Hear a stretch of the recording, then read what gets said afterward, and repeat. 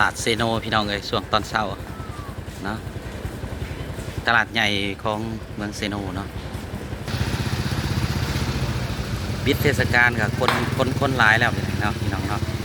ตลาดเซโนเนาะ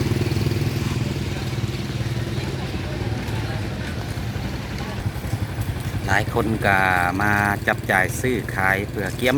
อยู่ไฮอยู่หน้าได้พี่น้องเลยเนาะคือว่าไก่เสือหอดยามนาเลย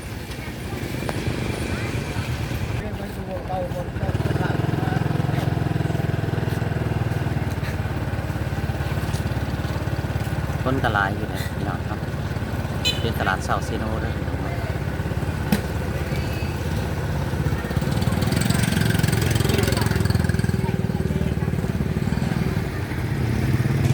ท่านข้าวจีเขาเอิ้นว่าขนมปังทรงเครื่องเนาะท่านนี่ขายดีเนาะคนจะเกือบต่อคิวกันผู้แหละพี่น้องเนาะ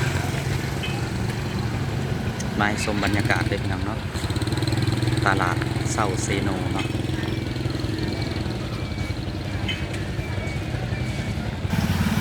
จุดนี้จะเป็นด้านในเขาตลาดโดยตรงบ่อนจับจ่ายซื้อขายของอยู่ของกินเนาะเป็นทางเข้าไปแต่ว่าเฮาบ่ได้เข้าไปเลยพี่น้องมาให้เห็นเขตนอกเนาะบ่อนคิวรถ3ล้อเนาะพี่น้องจะมีคิวรถ3ล้อจอดอยู่บริการเนาะถ้าผู้ใดต้องการแบบว่าไปมาเนาะมันจะเป็นคิวไผคิวมันนะพี่น้องแถวนี้เนาะส่วนด้านนี้ก็จะเป็นเขาเอิ้นทางออกสู่ถนนใหญ่เนาะเป็นทางเข้ามาเนาะปะชนเขาจะใส่เส้นทางนี้เนาะเข้ามาตลาดเนาะมันมี2เส้นทางใหญ่เนาะ2-3เส้นทางใหญ่แหละเนาะมันก็ยังมีสินค้าจากท้องถิ่นเนาะที่ว่าเขามาส่วนหลายก็จะมาแต่เช้าเนาะรถโดยสารเนาะส่วนหลายเนาะด้านข้างด้านลุมจะเป็นที่จอดรถให้แก่ผู้มาจับจ่ายซื้อขายเลยกับผู้มาค้าขายจากเขตนอกเขตชนบทเนาะพี่น้องเนาะเดี๋ยวจะมาอัปเดตให้พี่น้องได้เห็นเนาะสินค้าจากท้องที่ต่างๆเนาะพี่น้องจะเป็นให้พี่น้องได้เห็นเนาะอัปเดตเนาะ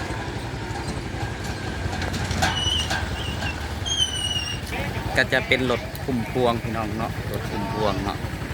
เอามาหับเครื่องของไปขายทางเขตนอกเนาะส่วนด้านนี้ก็จะเป็นเขาเอิ้นว่าผู้ที่มาทางไกลเนาะจะเป็นคิวรถหลายบ้านเนาะเป็นแบบนั้นนะรถโดยสารแต่ละบ้านเนาะจะมาอัปเดตให้พี่น้องได้เห็นเนาะตลาดเซโนเด้อพี่น้องตลาดเซาเซโนเนาะก็ยังมีการจับจ่ายซื้อสินค้าต่างๆเนาะส่วนหลายเขตชนบทเขาก็จะเมือแล้วเนาะเขตบ้านนอกบ้านนาเขามีรถถอกรถไถพวกนั้นพี่น้องเนาะเขามาแต่เช้าพี่น้องมาขายหันขายในช่วงนี้กับเซโนเขตใกล้ๆน้ำฝนตกเนาะก็จะมีกบเขียดมีอึ่งมียังนั่นแหละเนาะตามอาหารพื้นบ้านแล้วเนาะส่วนดันเทิงกับรุ่นพี่น้องก็จะเป็นเนินหลดคอยลงมาเนาะปกตินี่เขตนี่จะเป็นเขาวางสินค้าขายเด้อผู้ที่มาแต่เขตนอกนะเขาจะวางสินค้าขายเลาะตามนี่แหละพี่น้องเนาะแล้วก็จะมีทางขึ้นไปอีกเลยพี่น้องทางนั้นเนาะมีทางขึ้นเนาะอันนี้เป็นด้านหลังตลาดเนาะที่เราลงมาเนาะมันจะมีทางรถขึ้น2ด้านเนาะมาให้พี่น้องเลยเนาะ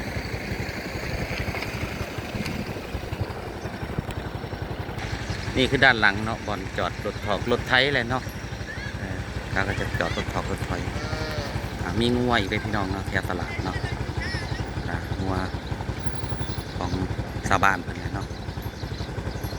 เมืองนี่ที่ว่าบริใหญ่ปานใดดอกพี่น้องเนาะเป็นเมืองที่บริใหญ่มี70บ้านขึ้นกับเนาะเมืองนี้เนาะไปพี่น้องเขาพาไปต่อกล้วยนี่ก็จะมาจากเขตนอกหมดเลยพี่น้องเนาะด้านในมันก็จะเป็นสินค้าจากเขตต่างๆนะพี่น้อง ก็จะมีปูปลาหนาน้ำช่วงนี้ก็สิหลายอยู่หรอกโดยเฉพาะแม่นกบเขียดและก็อึ่งเนาะพี่น้องเนาะก็สิแพงนี่แหละ